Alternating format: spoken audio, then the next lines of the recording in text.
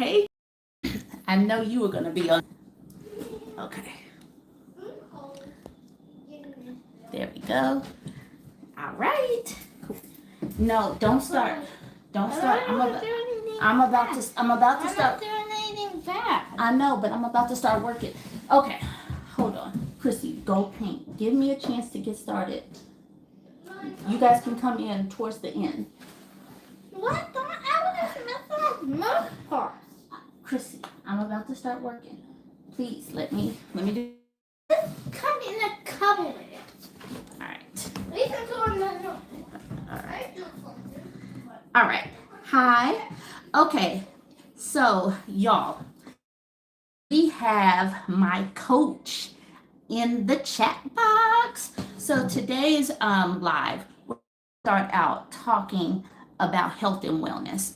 And the cool thing, my coach who's been helping me out with meal prep is in the chat box, Ariel Johnson. So I will be big upping her if you guys want to ask some questions. Hello, everybody. I got my other phone here. I have my other phone here because we were asked, I was asked a few questions, and I want to address some of the questions that I was asked. And we have 10 people already on the broadcast, so that is pretty exciting. Already have people on there. If anybody wants to support the content creator, me, BurbNBougie, I have my information listed, $ BurbNBougie, and that's my Cash App. And I'm at firefitnesscoach@gmail.com. If you want to Zelle or Venmo, anything. But I want to talk about being healthy, organization, life. We're going to talk about a good range of things because people ask some very good questions. But we're going to start off with health and health and fitness because I have my coach on the broadcast, Ariel Johnson. She is a virtual coach. She's a Black woman. I do support Black women businesses. She meal preps, she helps to create fitness plans for people that are looking for fitness plans. So she is all of that. She is a mom, she's a wife, she is also training herself. She has a coach herself because she is looking to get on stage and do a figure. So she is all of that. She has the story. Okay, so somebody asked about nutrition as we age, but I want to talk about getting healthy and keeping active as we age. I've already told people that I am 42 years old, and strength training is a part of my weekly schedule. It might not be the same kind of strength training that I did when I was 30 or whatever before I had kids. As we age, as we get older, we lose more and more muscle definition. We lose more muscle in general. Definition, power, strength, that as we get older.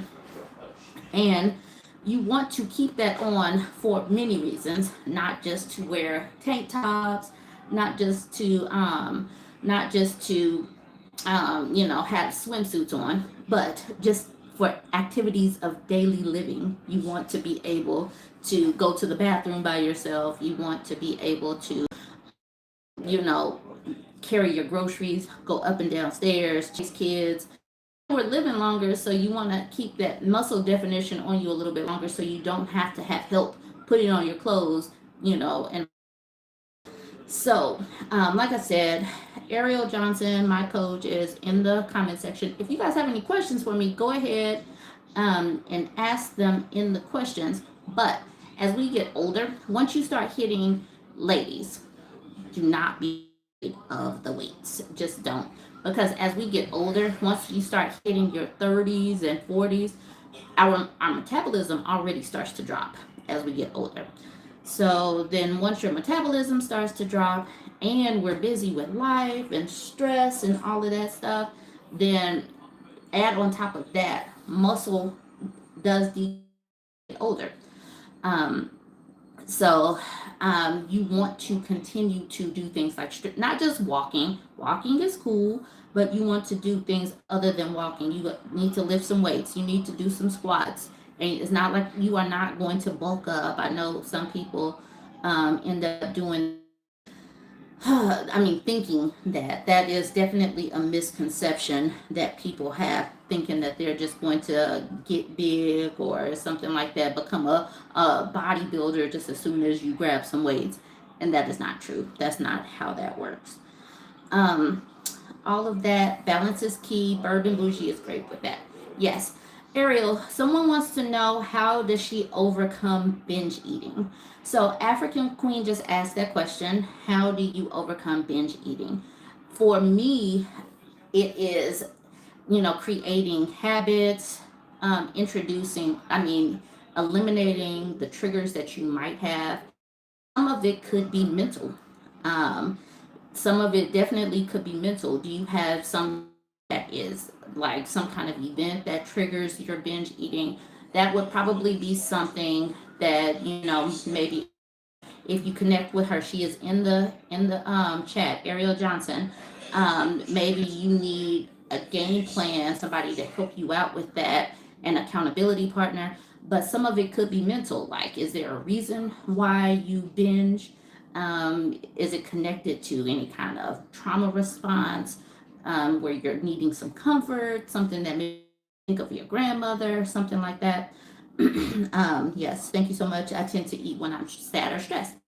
If you tend to eat when you're sad, or you understand why you are eating. That is why a lot of times, some health and wellness is all about your mental well-being ties in dramatically um, with your physical exercise. Because if you're not in the right mental space, you're not going to want to meal prep. You're not going to want to get your workout in. So some of it becomes balancing your mental health as well as your physical health. So health, to me, my definition is a combination of mental, physical, financial, emotional. And I put financial in there, but if your finances are, you're going to end up stressed. You don't have the money to meal prep. It all works together. So some people might just be jumping into a fitness game plan, thinking that all they need is the perfect formula for diet and exercise, when that is not it. You do have to have your money together, your budget balance, and that was also one of the someone was asking me about balancing a budget and healthy behaviors, um, wise as far as budgeting. And when you budget well, it does anything that, because sometimes when you spend money, when you're spending, then sometimes that is also a trauma response. Like, some people use money like other people use food. So you have to see what, and I don't know who asked me about the budget, but a budget needs to also be kind of like the meal prep that we're talking about. All of this works together, because if you are out of alignment with your food, that's going to impact your money on the back end. You need to buy more clothes. You might have to buy medications. Things happen on the back end. When you are unhealthy mentally, is it might impact your money, because you might start doing things with your money if you're unhealthy. Oxytocin, that oxytocin. I'm not saying that word correctly. Um, let's see. So a lot of this has to do with thinking of health and wellness in kind of like a circle, and then you cut it into four pieces, where you have mental, physical, financial, and emotional in the pie chart. And each of those need to be worked on. And you can't just focus solely on the physical aspect of it, even though I know that that is the work that a lot of people like to do. but we have to work on balancing our emotions and how we react to things. So for me, I know that somebody asked me about how do I deal with things spiritually because I'm not Christian and I put that out there. But my part of my balancing myself out has been waking up. I have a ritual where I, drink I say it because it all kind of rhymes. Hydrate, caffeinate, meditate. I wake up, I drink my water, I get my coffee, I meditate, I center myself. I have this ritual where I, just take a few minutes for myself each day, first thing in the morning, to balance myself out. And here is, here's this person, Chrissy. So even though, okay, and Hello. go ahead and wave, but I need to finish talking for just a little bit. I'll let you know once I've answered my questions. I'll tell you guys to come. You can say hi. Okay. Pretty girl, please let me work. Let me work. I'm not like rooting in it. Okay. Okay. I'm not like Okay, so I try to hydrate, meditate, caffeinate, and so that is part of my the way that I stay balanced. And I know a lot of people they lean in on their faith when they are in times of need or whatever. But for me, I haven't been involved in a religious faith in over 20 years. So I is more an inner thing for me, balancing myself, creating connections with other people, um, that kind of thing. I don't need religion for that. My children haven't been raised in religion, and we to stay centered. Okay, let's see if I have other questions about that. Meal prepping. Okay, so Ariel is answering questions in the chat. Like I said, if anybody wants to support the broadcast, make sure it is $BurbNBougie for Cash App, firefitnesscoach@gmail.com, Venmo and Zelle. And I am going to see if I got any other questions. I did have quite a few questions that people were asking me on that community post where I was kind of wilding out yesterday. How and why did you decide to be a stay-at-home mom? Okay, so the kids are giving cuteness. Yes, my kids are amazing. They are very well balanced. Somebody was asking the question, how did I decide to be a stay-at-home mom? How did my family react? So I decided to be a stay-at-home mom before I even met my husband. I knew that I wanted to be a hands-on mom before I met my husband. So that is when I became a personal trainer. I became a personal trainer because I figured that would give me the flexibility to be able to move in and out, like if my kids needed me. I did not expect to not go back to work. I didn't expect to not go back to work. But when daycare costs, why don't you guys find a chair or something? Get a step stool. Don't start climbing on me. I'm working. Um, why? Okay, but the cost of daycare, how much I was making at my part-time job, it didn't just it didn't make sense for me to go to because I still wanted to be a hands-on mom. I'm 25 and you can okay. I got married at 33 years old. So I'm 42 now. I got married at 33. I had my oldest child at 34. I had her at 36. So yes, what I would suggest, we are all, not all, a lot of getting married a little bit later in life. And there is nothing wrong with getting married later in life and having kids later in life. But I would suggest this goes back to being healthy. Having a good workout routine, having a healthy balance as far as food goes, having a good balance as far as maintaining your mental and your emotional well-being, because once the kids come, that sleep deprivation, the changes, the hormonal changes, they can kick your butt. But if you have created some habits, once you get out of the sleep deprivation stage, once the kids are sleeping longer, then you can come back into your health and wellness routine. Okay, so that was another question. How did we decide to be a stay-at-home mom? So both me and my husband were in our 30s.